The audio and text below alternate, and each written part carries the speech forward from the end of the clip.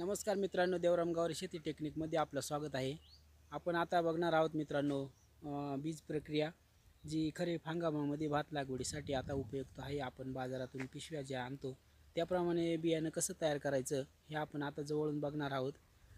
बीज प्रक्रिया करायला मित्रांनो आपल्याला लागणार आहेत धान म्हणजेच आपण घरात ठेवलेलं भात, मीठ, काही ॲझोटोबॅक्टर जीवाणू आणि बारदान, पाणी, भात काढण्यासाठी टोकरी। तर आपण 300 ग्रॅम मीठ 10 लिटर पाण्यामध्ये घेतलेले आहे। चांगलं ढवळून घ्यायचं। विरघळल्यानंतर त्याच्यात भात टाकायचं। भात टाकल्यानंतर थोडं हलक्या हाताने हलवून घ्यायचं।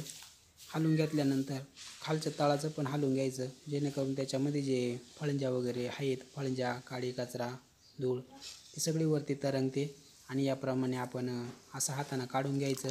हे वेस्टेज साईडला काढून टाकायचं।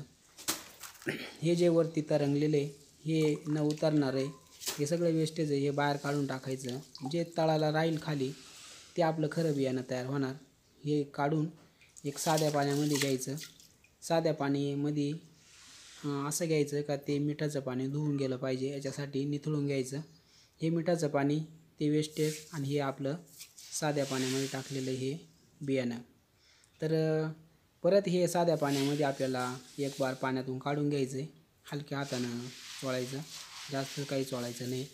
याप्रमाणे पाण्यात टाकून हे पूर्ण काढून घ्यायचं। याच्यानंतर आपल्याला परत याच्यातून टोकरीमध्ये काढून घ्यायचं, जेणेकरून आपल्याला बारदानावरती ते सुकवायला टाकायचं आहे। तर मित्रांनो, ही सोपी प्रोसेस आहे। जी पिशवीचे जे बियाणं आणतो आपण त्याप्रमाणे हे तयार होते एकदम, आणि आपला खर्च इथं वाचू शकतो। तर हे 10 किलो बियाणं आपण तयार केलं। हे बारदानावरती आता सुकायला टाकलं आपण। सुकायला टाकल्याच्यानंतर याला ॲझोटोबॅक्टर जीवाणू आपल्याला याला चोळायचं आहे। त्याच्यासाठी आपण हे उचलून आता या टोकरीमध्ये घेतलं।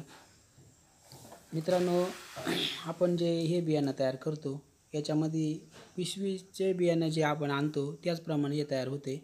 आता याला आपण ॲझोटोबॅक्टर जीवाणू हे प्रति 1 किलो 5 ग्रॅम याप्रमाणे याचं माप आहे। तर आपण ह्या 50 ml मापामध्ये आपण 10 किलोसाठी घेतलेले हे वरतून ओतून द्यायचं। दोन्ही हाताने मस्त चोळून घ्यायचं, हलक्या हाताने, जास्त प्रेस करायचं नाही आहे। चोळून झाल्याच्यानंतर एकदम मोकळं होतं आहे आणि आपलं बियाणं तयार झालं। आता पेरणी योग्य बियाणं आपण हे घेऊन आपण आपल्या शेतामध्ये रोप टाकू शकतो, यासाठी लागवड करू शकतो। कोणत्या पद्धतीच्या लागवडीसाठी आपल्याला हे उपयुक्त झालं। मित्रांनो, असे प्रयोग जर आपण शेतामध्ये वापरले, आपल्या शेतीमध्ये वापरले तर नक्कीच आपला खर्च कमी होऊन आपल्या उत्पादनात वाढ होऊ शकते। मित्रांनो, असेच नवीन व्हिडिओ पाहण्यासाठी आपल्या चॅनलला सबस्क्राईब केला नसेल तर सबस्क्राईब जरूर करा मित्रांनो। धन्यवाद।